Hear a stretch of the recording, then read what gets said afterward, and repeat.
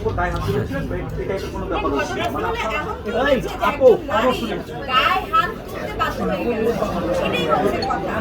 আমি জাস্ট এটাই জানতে চাচ্ছি এমন দেখো আমি নারী আন্দোলন আর ফেমিনিস্ট এইসব নিয়ে না, সবাই মিলেই হচ্ছে একটা শক্তি, নারী পুরুষ সবাই দরকার সব জায়গায়।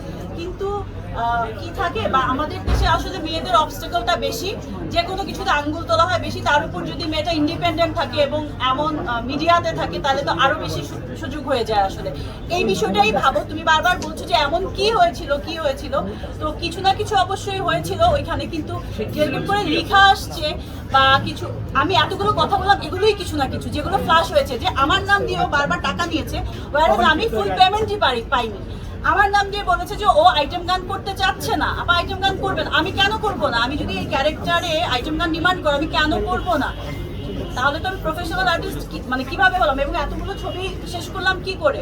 কোনোদিন কি আমার নামে কখনো এরকম কেউ কমপ্লেন করেছে? বা কোনোদিনও? ওর কমপ্লেনটা কেন মানে এখন ভ্যালিড হবে বা এটা প্রমাণের পরও, এত কিছু জানার পরেও আসলে ওর যে সেকেন্ড ছবি, এটা ফার্স্ট ছবিতে কি হয়েছিল সেটাও তো অনেকে অনেকভাবেই জানে আসলে।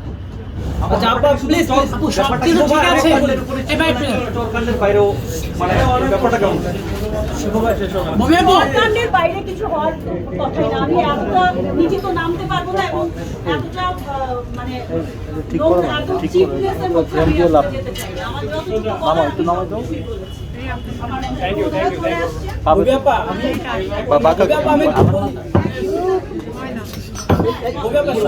আপনি আচ্ছা ও কি বলছেন কিছু জায়গা কথা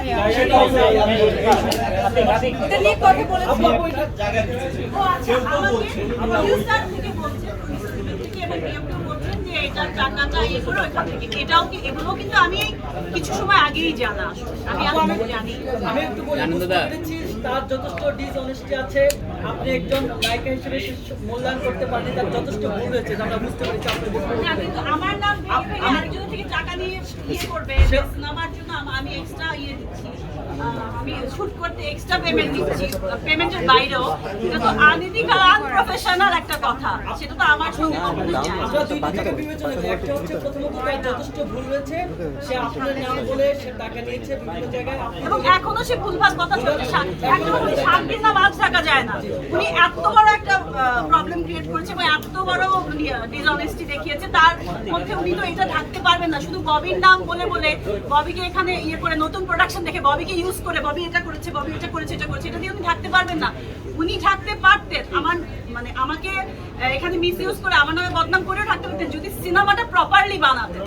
তারপরেও হতো যে আচ্ছা উনি ডিরেক্টর হিসেবে কাজ করতে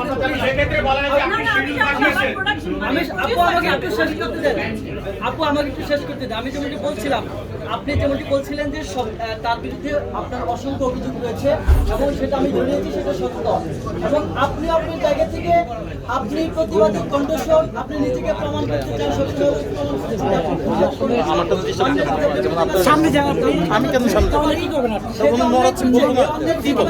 আপনি থাপ্পড়টা দিয়েছেন, আপনি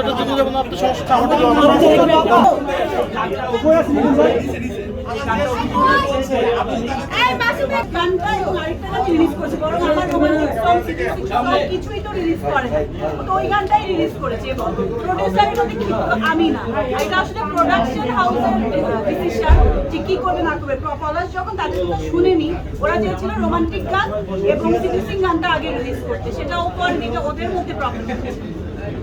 আমি এটা তো আমি প্রডিউসার না যে আমি আমার ডিসিশনে হবে, আমি আমার কাজটা ঠিকঠাক করতে চেয়েছি, যেটা ও করেন।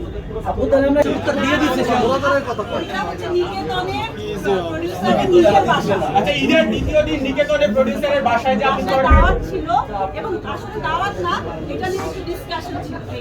আর বাইরে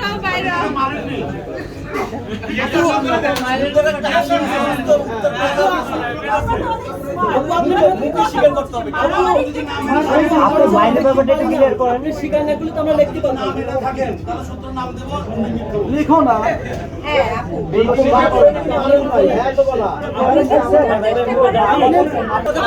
আরে ভাই আনসারটা দেখ না, উত্তরটা দিয়ে দিলে ভাই আনসার দিয়ে দিতেছে ভাই সব রাগ করতে আপু একটা ওই আছে হ্যাঁ সুযোগ করে দিতে পারতেছে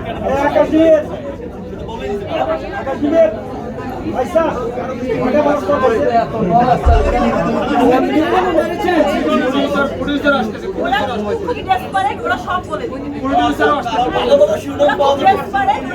বৃষ্টির জন্য এতক্ষণ জ্যামে আসলাম যে ওরা এখন কিন্তু মরে।